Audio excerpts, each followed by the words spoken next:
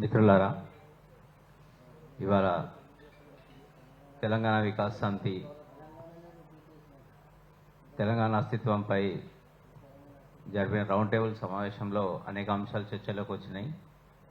చర్చించిన అంశాలని కొన్ని తీర్మానాలుగా మేము రాసుకోవడం జరిగింది. అయితే దానికి జరిగిన ఈ చర్చ సారాంశం, అలాగే ఈ కుట్ర వెనుక ఉన్న ఒక ఫిలాసఫీ, వలసవాదం రెండు ఎక్కడి నుంచి వచ్చినాయంటే, ఒక మూడు అంశాలని కామన్గా మొత్తంగా ఈ చర్చలో మూడు అంశాలు పదే పదే రిపీట్ అయినాయి. ఒకటి ఏంటంటే, ఎంతటి అబద్ధాలనైనా నిరంతరం ప్రచారం చేయడం అనే ఒక పాలసీ ఈ ప్రభుత్వము తర్వాత వారి మీడియా అవలంబిస్తుంది.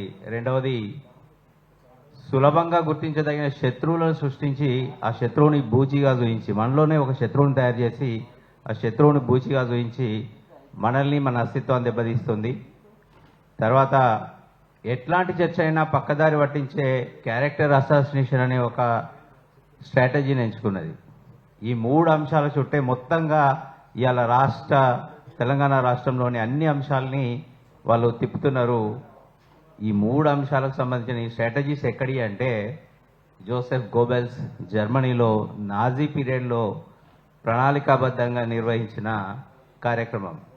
అప్పుడు వాళ్ళు వాళ్ళ ప్రచారం కోసం చాలా తక్కువ ధరకు రేడియోలు అమ్మించడం జరిగింది. ఇప్పుడు వాళ్ళ ప్రచారం కోసం మీడియా సంస్థలను రేడియోలు టీవీలో అమ్మాల్సిన అవసరం లేదు, సెల్ ఫోన్లోకే అన్నీ వస్తున్నాయి. కాబట్టి ఆ సెల్ ఫోన్లోకి వచ్చే మాధ్యమాలనే కొన్ని లేదా మేనేజ్ చేసి ఈ అంశాలని వాళ్ళ ద్వారా ప్రజల్లోకి పంపించి అబద్ధాలను నిరంతరం ప్రచారం చేస్తున్నారని ఈ చర్చలో జరిగింది. అయితే ఈ చర్చలో ఒక 2-3 అంశాలు ప్రస్తావించలేదు, అందుకు మిస్ అయినాయి. కాబట్టి నేను చెప్తున్నాను ఏంటంటే, తెలంగాణ ప్రభుత్వము అఫీషియల్గా 3 పోర్టల్స్ ఉండేటివి ఈ ప్రభుత్వం వచ్చే నాటికి. ఒకటి తెలంగాణ రాష్ట్ర చరిత్ర, రెండవది Telangana reports page, Telangana CM website. ఈ మూడు కూడా, మొదటిది రాష్ట్ర చరిత్రను సమగ్రంగా సంక్షిప్తంగా అందులో పెట్టడం జరిగింది. తెలంగాణ రిపోర్ట్స్ పేజీ అనేది చాలా ఇంపార్టెంట్. ఏ దేశానికైనా ఏ రాష్ట్రానికైనా వాళ్ళ వార్షికాభివృద్ధి పనులు, వాళ్ళ యొక్క స్ట్రెంగ్స్ అండ్ వీక్నెస్ తెలుసుకొని విద్యార్థులు, పరిశోధకులు రీసెర్చ్ చేయడానికి, తర్వాత పెట్టుబడిదారులు అంటే వ్యాపారానికి సంబంధించిన అంశాలు, ఇవి తొలగించడం జరిగింది. ఈ 10 సంవత్సరాల చరిత్రను కూడా వెబ్సైట్స్ ద్వారా తొలగించినారు. ఇదంతా కూడా మన అస్తిత్వం మీద కుట్ర చేయడానికి ముందుగానే ప్లాన్ చేసుకున్నారు, ప్రణాళిక వేసుకున్నారు అనడానికి నిదర్శనం. ఇంకా రోషయ్య, ఎన్టీఆర్ విగ్రహాలను మన వాళ్ళు ప్రస్తావించినారు. ఈ ప్రస్తావన ఎక్కడిదాకా దీంట్లో ఏముంది అంటే, నేను ఒక కె శ్రీనివాస్ గారి కొటేషన్ చెప్పి ఆ తీర్మానాలు చదువుతాను. స్మరించుకోవడం అంటే యథాలాపంగా స్మరించుకోవడం, అలవోకగా స్మరించుకోవడం కాదు. వాటి వెనక రాజకీయ సామాజిక లెక్కలుంటాయి. జ్ఞాపకం లేదా స్మరణ అనేది సామాజిక సాధనం, రాజకీయ ఆయుధం. ఎవరిని గుర్తుంచుకుంటారు, ఎవరిని విస్మరిస్తారనేది వర్తమాన రాజకీయ ప్రాధాన్యాలకు బలమైన సూచిక.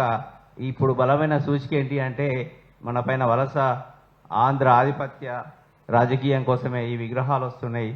ఈ దూషణ భాషణలు మన రాజకీయ అస్తిత్వాన్ని దెబ్బతీస్తున్నాయి.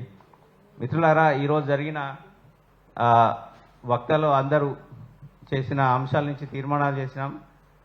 ఒకటి, ప్రభుత్వ మద్దతుతో ప్రజలపై దాడి చేయడం జర్నలిజం కాదు, ప్రజల వైపే నిలబడి జర్నలిజం చేయాలని వికాస్ సమితి డిమాండ్ చేస్తున్నది. మన నీళ్లు మన ప్రాజెక్టులపై జరిగే దాడిని ఖండిస్తున్నాం. గద్దర్ స్మృతివనం నిర్మించాలని డిమాండ్ చేస్తున్నాం.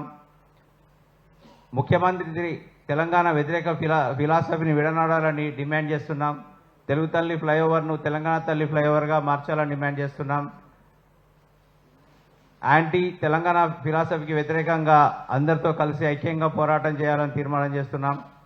తెలంగాణ అనే మాటను నిషేధించే కుట్రను ఖండిస్తున్నాం. పొంచి ఉన్న వలసవాదంపై నిరంతర పోరాటానికి అందరం సిద్ధమవుదాం. తెలంగాణ ఫిలిం పాలసీని తయారు చేయాలని డిమాండ్ చేస్తున్నాం.